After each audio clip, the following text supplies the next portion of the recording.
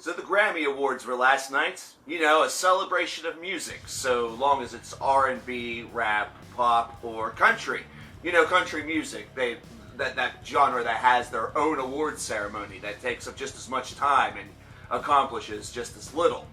Really, whenever you watch this, it didn't really even seem like the Grammy Awards at all. There was barely any awards that were given out on camera, and in reality, it just seemed like Beyonce decided to have her baby shower at the Staples Center, and the Grammy committee just came on board and said, close enough.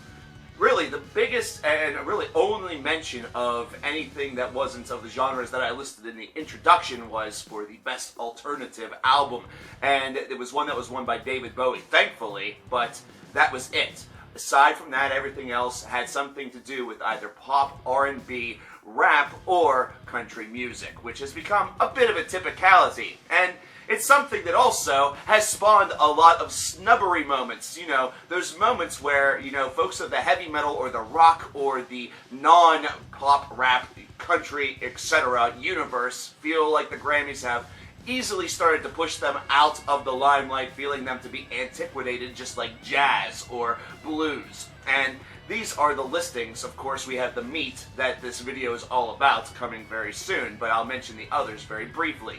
First of all, Megadeth obviously won their first Grammy, so congratulations to Dave and the boys. I, of course, made a video saying why they didn't need to win it, but they did win it, so that's good for them.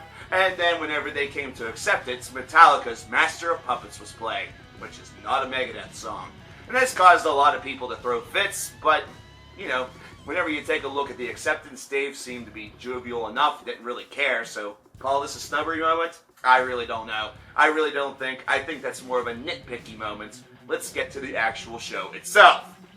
The show itself is one that's ripe with a couple of different problems. First of all, Megadeth fans will be very upset once again, considering during the death reel, the in memorandum section of this show, Nick Menza was not mentioned, even though Megadeth has obviously been a part of the Grammy committee for quite some time, having been snubbed from the award 11 times previously. So Nick not showing up there is kind of a slap in the face, at least it feels that way, especially whenever you note some of those that you did see on the screen. Obviously all members of the industry that were worth being mentioned. I think that Nick should have been as well. Maybe there was some technicality that kept him from being up there, but either way, it felt a little bit sour based off of how the night had gone already.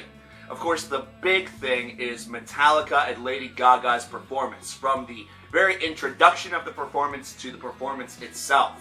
And this is one where Laverne Cox, I believe, was the lady's name who introduced them and just forgot to mention Metallica.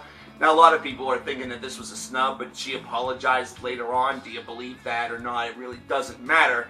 But then the performance itself almost made it feel like it was Metallica acting as Lady Gaga's backing band, and that Lady Gaga was the only person that was supposed to be introduced in that segment prior.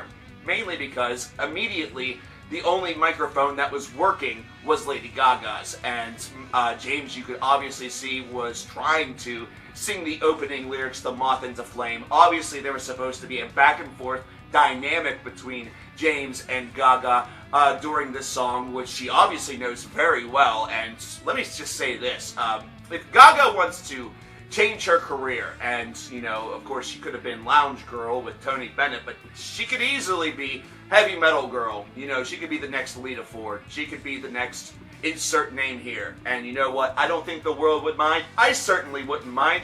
The getup she was wearing was pretty nice, and of course, she just seems to have a voice that is able to sort of work for all situations. The stage dive was cool, but James Hetfield was freaking pissed. James Hetfield had every reason to be freaking pissed, considering, you know, every backing track, every ridiculous piece of special effect that you got for performances from names such as Katy Perry or Beyonce was able to work flawlessly, but for some reason, some jackass in the back had no idea to put on mic 1 as opposed to mic 16, and it just was ridiculous. For one, the band did sound great. They sounded very, very good, which is something that couldn't be said for Gary Clark Jr.'s performance alongside of another bluesman, which sounded absolutely terrible. The best part about it was Clark's solo, which seemed to have its microphone or its amplifier raised up right in time, but aside from that, it was a cluster of a performance that really seemed to be marred by technical issues as well, once again leaving that feeling that if you have a guitar and you're not paying tribute to somebody, if it's not vintage, that you're going to in some way have some sort of technical difficulty while you're at this awards ceremony.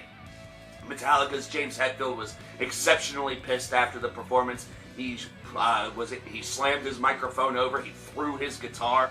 Really, some people would say he had a little temper tantrum, but I actually disagree. This is the Grammy Awards, this is music's night, it's a time where everything should actually go off without a hitch. And it just, once again, is feeding into this idea that rock and other styles of music like it are being deemed and dubbed as antiquated whenever they aren't whatsoever. Especially whenever you consider heavy metal had one of its best years in 2016. It's one of the styles of music that continuously has diehard fans going out to purchase the records and still have a lot of representation worldwide. And rock music, even though it seems and feels a little bit dormant, had some tremendous representation in the award that did go to David Bowie, with upcoming band Highly Suspect getting one of the nomination nods. And really, if Bowie wasn't going to obviously sweep the awards in that category, I think Highly Suspect had a pretty damn good chance to win. Either way, this is music's night, as they claim, and music's night was tainted by a lot of different things. Adele, of course, I have to say this, she decided to stop her performance for the tribute to George Michael sort of midway in order to make sure that she nailed it. A lot of people are giving her criticism for that. I even read one person saying she can't handle the big stage environment. Almost like taking a pot shot at her, saying that Beyonce was able to do everything in her power, even though she's pregnant with twins, and nothing about that performance was completely 100% staged.